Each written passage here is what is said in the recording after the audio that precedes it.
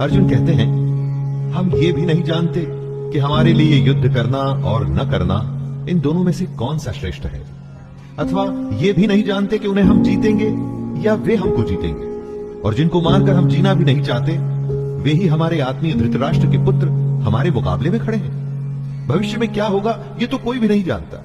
विधि ने क्या विधान लिखा है उसके बारे में किसी को नहीं पता, लेकिन वर्तमान में हम जो करना चाहते हैं उसका निर्णय हमारे हाथ में होता है। हमारे कर्म सिर्फ और सिर्फ हमारे ही हाथ में है। तो क्या युद्ध जीतने के लिए अपनों को मारना ठीक है?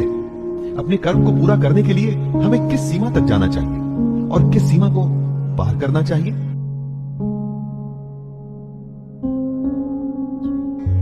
इसलिए कायरता रूप दोष से उपहत हुए स्वभाव वाला तथा धर्म के विषय में मोहित चित्त हुआ मैं आपसे पूछता हूं कि जो साधन निश्चित कल्याणकारक हो वो मेरे लिए कहिए, क्योंकि प्रभु मैं आपका शिष्य हूं। दोस्तों, कमजोर क्षणों में हम डर जाते हैं, जिससे कंफ्यूजन का भाव हमारे अंदर आता है। अर्जुन ये मान रहे हैं कि वो कंफ्यूज हैं, कायरता का दोष वो अपने ऊपर ले रहे हैं, और तभी तो ये कहते हैं कि श्री कृष्ण मैं आपका स्टूडेंट हूं, आपको सरेंडर करता हूं, मुझे बताइए कि क्या सही है।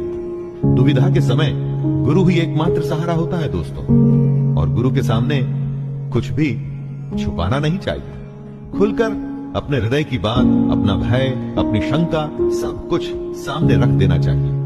अगर ऐसा करेंगे तभी तो आपको मार्गदर्शन मिलेगा।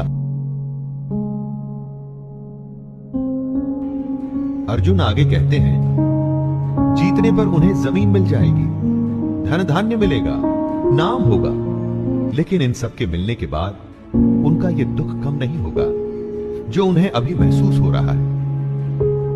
यही बात है दोस्तों, जब अपनों का दुख सताता है तो किसी भी तरह का लाभ आराम नहीं देता। और उससे भी बड़ी बात, अगर आप शोक में हैं, दुख में हैं, तो जब तक उस दुख को दूर नहीं करेंगे, उसकी वजह ढूंढ नहीं लेंगे, उसका उपाय नहीं ढूंढ लेंगे, दुनिया का कोई भी सुख आपको आराम नहीं दे पाएगा।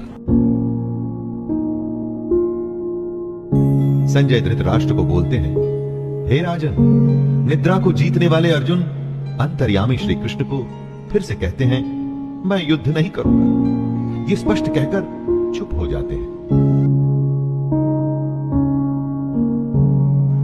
धृतराष्ट्र की उत्सुकता बढ़ रही है। स्वाभाविक है कि एक पिता होने के नाते धृतराष्ट्र किसको जिताना चाहते थे, ये तो कहने की आवश्यकता नहीं है।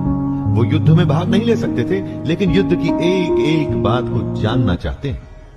संजय बताते हैं कि हे भरतवंशी धृतराष्ट्र, दोनों सेनाओं के बीच में शोक करते हुए अर्जुन हैं, और उसके सामने अंतर्यामी श्री कृष्ण, जो अर्जुन को हंसते हुए ये वचन बोल रहे हैं। एक तरफ रोता हुआ कमजोर डरा हुआ बालक जैसे कि अर्जुन, और दूसरी तरफ त्रिकालदर्शी कृष्ण है, क्योंकि उन्हें वो पता था जो किसी को पता नहीं था।